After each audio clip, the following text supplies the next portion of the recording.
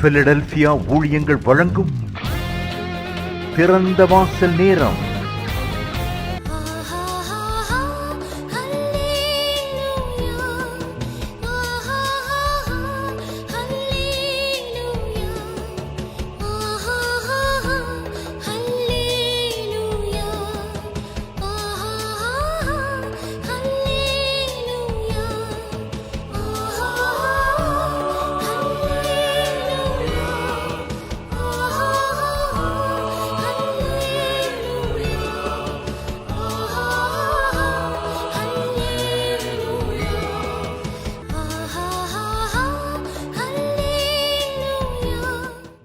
கர்த்தருடைய நாமம் மகிமைப்படுவதாக.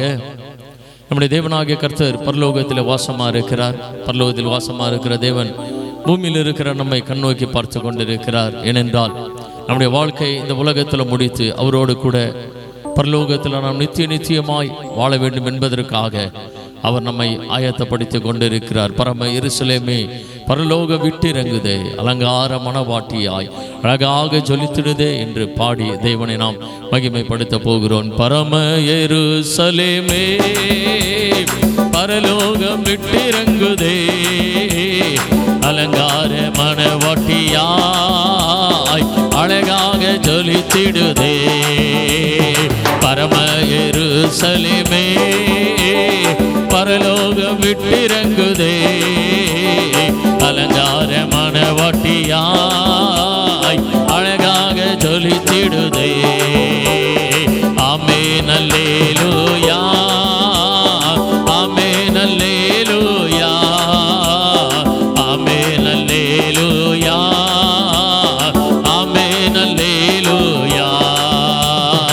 எருசலேமே கோழி தன் குஞ்சுகளை இத்தனைக்கும் ஏக்கத்தின் குரல் கேட்டேன்.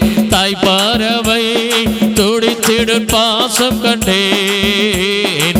தாவரமாய் சிறகினில் தஞ்சமானே, கனிவான எருசலேமே, கனிவான எருசலேமே, கனிவான எருசலேமே பரலோகம் விட்டிறங்குதே, அலங்கார மணவாட்டியாய் அழகாக ஜொலித்திடுதே.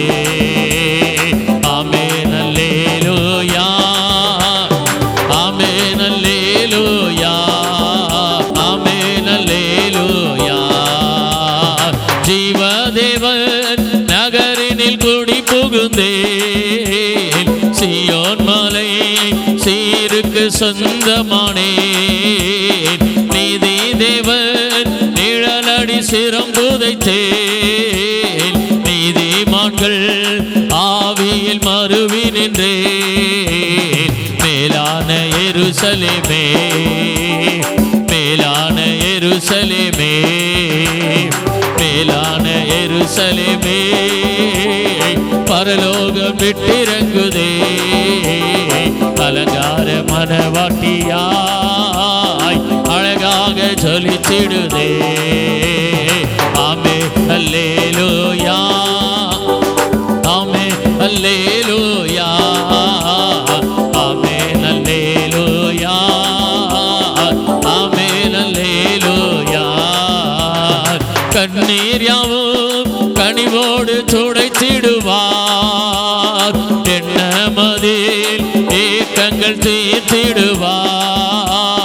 மரணமில்லை, மனநோயின் துயரமில்லை, அலறல் இல்லை, அழுகையின் சோகமில்லை. தலைநகராம் எருசலேமே, தலைநகராம் எருசலேமே பரம எருசலேமே பரலோகம் விட்டிறங்குதே, அலங்கார மணவாட்டியாய் அழகாக ஜொலித்திடுதே. ஆமென் அல்லேலூயா, ஆமென் அல்லேலூயா, ஆமென் அல்லேலூயா, ஆமென் அல்லேலூயா. 66வது சங்கீதத்தை நாம் வாசிக்கும் பொழுது 10, 11, 12 3 வசனங்களை நாம் வாசிக்கலாம். தேவனே, எங்களை சோதித்தீர், வெள்ளியை புடமிடுகிறது போல எங்களை புடமிட்டீர், எங்களை வலையில் அகப்படுத்தி எங்கள் இடுப்புகளின் மேல் வருத்தமான பாரத்தை ஏற்றினீர். மனுஷரை எங்கள் தலையின் மேல் ஏறி போக பண்ணினீர். தீயையும் தண்ணீரையும் கடந்து வந்தோம், செழிப்பான இடத்தில் எங்களை கொண்டு வந்து விட்டீர். ஒரு காரியத்தின் ஆரம்பத்தை பார்க்கிறோம், அதனுடைய முடிவு நல்லது என்று வேதவசனம் சொல்லுகிறது. நம்முடைய வாழ்க்கையினுடைய ஆரம்பம் எப்படி இருக்கிறது என்பதை விட நம்முடைய வாழ்க்கையினுடைய முடிவு எப்படி இருக்கிறது என்பதை தான் நாம் மிக முக்கியமாக பார்க்க வேண்டும். நம்மை தேவனாகிய கர்த்தர் எப்படி வழி நடத்துகிறார், அவர் நடத்துகிற பாதைகள் ஒருவேளை நம்முடைய பார்வைக்கு கடினமாக இருக்கலாம், வேதனையாக இருக்கலாம். ஆனால் நம்முடைய வாழ்க்கையினுடைய முடிவு ஆசீர்வாதமாக மாத்திரமே தேவன் வைத்திருக்கிறார் என்பதை நாம் உறுதியாக விசுவாசிக்க வேண்டும். வேதவசனம் சொல்லப்படுகிறது, உம்மை உறுதியாய் பற்றி கொண்ட மனதை உடையவன் உம்மையே நம்பியிருக்கிறபடினாலே அவனை பூரண சமாதானத்துடன் காத்துக் கொள்வீர் என்று வேதத்தை நாம் வாசிக்கிறோம்.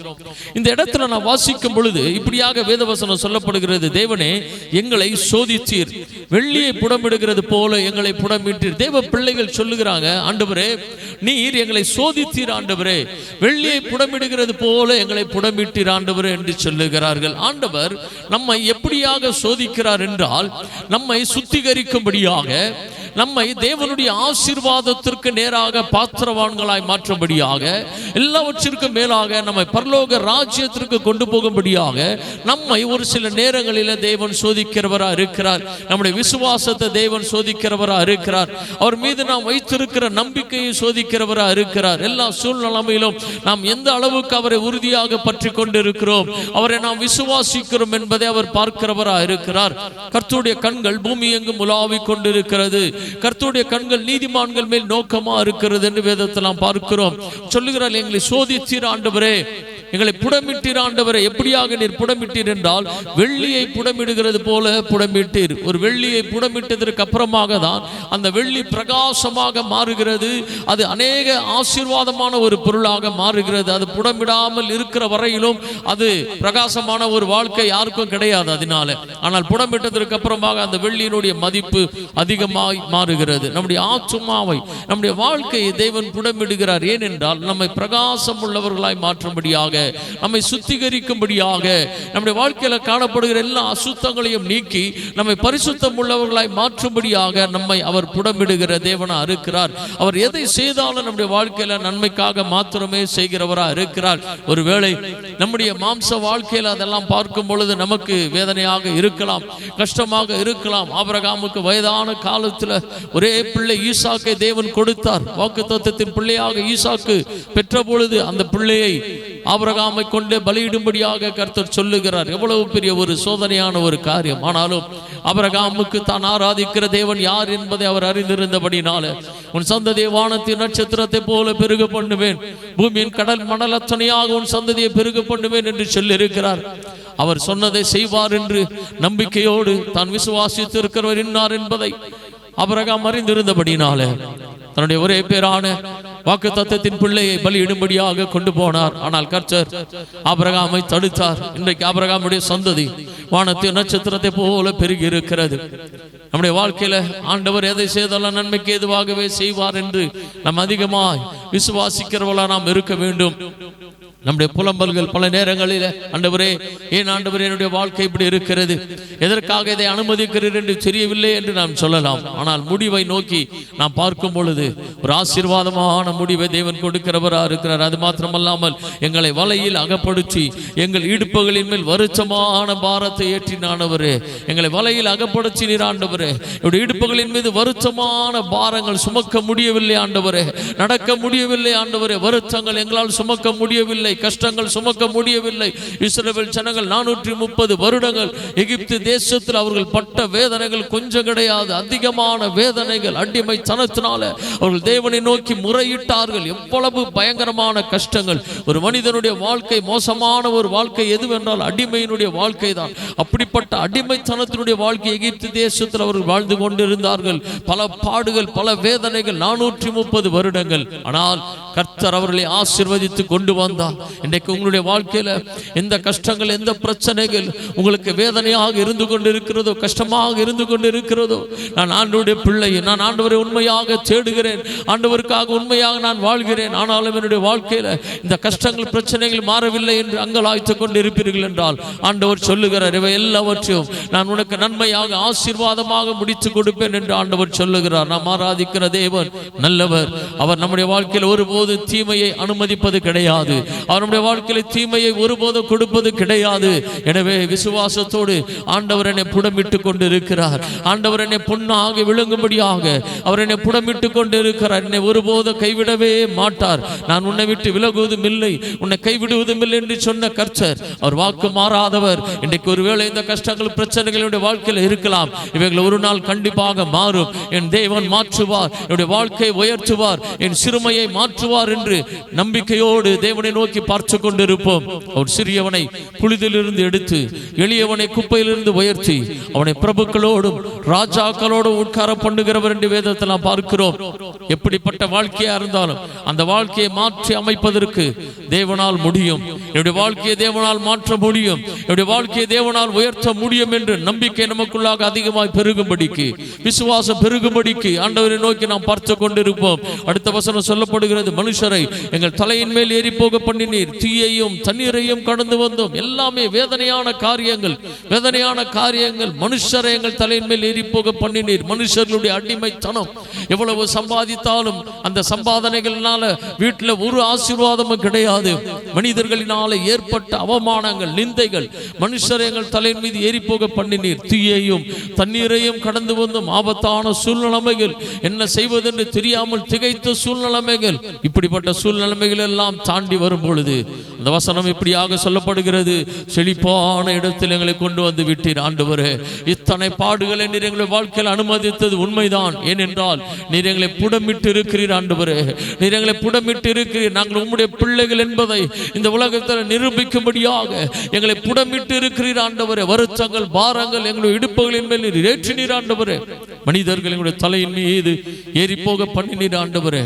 ஒருவேளை ஆண்டவர் இப்படிப்பட்ட சூழ்நிலைகளின் வழியாக அவருடைய பிள்ளைகளை நடத்துவார் என்றால் முடிவு செழிப்பான இடத்துல கொண்டு வந்து நிறுத்தும்படியாகவே தேவன் அனுமதிக்கிறார். எல்லா கஷ்டங்களும், எல்லா பிரச்சனைகளும் ஆசீர்வாதத்திற்கு நேராகவே தேவன் அனுமதிக்கிறார் என்று நாம் விசுவாசிக்க வேண்டும். அவர் ஒருபோதும் நம்மை கைவிடுகிற தேவன் அல்ல. நம்மை அழிக்கும்படியாக தேவன் நம்மை உண்டாக்கவில்லை, நம்மை ஆசீர்வதிக்கும்படியாகவே நம்மை உண்டாக்கி இருக்கிறார். இந்த உலகத்தில் அவருடைய பிள்ளை என்பதை நாம் நிரூபிக்கும்படியாக, நம்முடைய வாழ்க்கையில் அற்புதங்களை செய்யும்படியாக, நம்முடைய வாழ்க்கையில் அவர் மகிமைப்படும்படியாக நம்மை அழைத்திருக்கிற தேவன். வருத்தங்கள், பாரங்கள், பிரச்சனைகள், பாடுகள், உபத்திரவங்கள் வரலாம், உண்மைதான். தேவ பிள்ளைகளுக்கு வரலாம். தேவன் சொல்லி இருக்கிறார், உலகத்திலே உங்களுக்கு உபத்திரவம் உண்டு, ஆனாலும் திறன் கொள்ளுங்கள், நான் உலகத்தை ஜெயித்தேன் என்று சொல்லி இருக்கிறார். உலகத்தை ஜெயித்தவர் நம்மோடு கூட இருக்கிறார். எனவே இந்த உபத்திரவங்கள், பாடுகள் நம்மை ஒன்று செய்ய முடியாது. நம்மை மகிமையான இடத்திற்கு கொண்டு போகும்படியாக செழிப்பான ஒரு முடிவை தேவன் நமக்கு வைத்திருக்கிறார். ஆசீர்வாதமான ஒரு வாழ்க்கை. உங்களுடைய வாழ்க்கையில் ஏற்பட்ட பிரச்சனைகள், கஷ்டங்கள் உங்களுடைய குடும்பத்திற்கு உங்களுக்கும் ஆசீர்வாதமாக மாறும். நீங்கள் நினைத்து பார்த்திராத பெரிய காரியங்களை கர்த்தருடைய வாழ்க்கையில கொடுக்க போகிறார். ஆண்டவர் சொல்லுகிறார், நீங்கள் எதிர்பார்த்திருக்கும் முடிவை உங்களுக்கு கொடுக்கும்படிக்கு நான் உங்கள் பேரில் நினைத்திருக்கிற நினைவுகளை அறிவேன் என்று கர்த்தர் சொல்லுகிறார். அவைகள் தீமைக்கல்ல, சமாதானத்துக்கு ஏதுவான நினைவுகள் என்று சொல்லுகிறார். எதிர்பார்த்திருக்கிற நன்மையான முடிவை கொடுக்கும்படியாக இன்றைக்கு இந்த கஷ்டத்தின் மத்தியில, இந்த பாடுகளின் மத்தியில நீங்கள் எதிர்பார்த்து கொண்டிருக்கிற நன்மையான ஆசீர்வாதமான முடிவை தேவன் உங்களுக்கு வைத்திருக்கிறார். அதை நீங்கள் சுதந்திரிக்க போகிறீர்கள். செழிப்பான ஆசீர்வாதத்திற்கு நேராக செழிப்பான நல்ல ஒரு ஆசீர்வாதத்தை உங்களுக்கு வைத்திருக்கிறார். நன்மையான ஈவுகளை கர்த்தர் வைத்திருக்கிறார். எல்லா சூழ்நிலையிலும் ஆண்டவரே நீர் என்னை ஒருபோது கைவிட மாட்டீர் ஆண்டவரே என்று நம்பிக்கை, விசுவாசத்தை அவர் மீது இன்னும் அதிகரிக்க பண்ணும்படியாக தேவ சமூகத்தில் நாம் கேட்போம். பிரகாசமான ஒரு வாழ்க்கையை, ஆசீர்வாதமான ஒரு வாழ்க்கையை, நல்ல ஒரு முடிவை. தாவீதை குறித்து வேதவசனம் சொல்லப்படுகிறது, தாவீது ஆசீர்வதிக்கப்பட்டவனாய், நல்ல முதிர் வயது உள்ளவனாய், ஐஸ்வர்யம் உள்ளவனாய், மகிமை உள்ளவனாய் அவன் மரித்தான் என்று வேதத்தில் வாசிக்கிறோம். அப்படியாக ஆசீர்வாதமான முடிவை தேவன் கொடுத்து உடைய வாழ்க்கையை மேன்மைப்படுத்துவாராக, உயர்த்துவாராக. நாம் செபிக்கலாம். வானத்தையும் பூமியை படைத்த சர்வ வல்லமையுள்ள தேவனாகிய கர்த்தாவே, பரலோக பிதாவே, நம்மளும் என்ன நிறைந்த இதயத்தோடு ஸ்தோத்திரிக்கிறோம் அப்பா. எல்லா பாடுகளுக்கும் பிரச்சனைகளுக்கும் பின்பாக நீர் பெரிய பெரிய ஆசீர்வாதத்தை, நன்மையான முடிவை நீர் வைத்திருக்கிறீர் என்பதை இன்றைக்கு நீர் எங்களோடு கூட பேசியிருக்கிறீரே. நாம் மகிமைப்படட்டும். எல்லா துதிகளையும் கனத்திய மகிமை உமக்கே செலுத்துகிறோம். எங்கள் ஆண்டவரும் இரட்சகரும் ஆகிய இயேசு கிறிஸ்துவின் நாமத்தில் வேண்டுகிறோம் எங்கள் நல்ல பிதாவே. ஆமென், ஆமென். God bless you. கர்த்தர் உங்களை ஆசீர்வதிப்பார். மேலும் விவரங்களுக்கு நீங்கள் தொடர்பு கொள்ள pastor V. Simon, master of divinity, Philadelphia ministry, number 324, Konnur high road, cellphone 9884569467 மற்றும் 9790826578.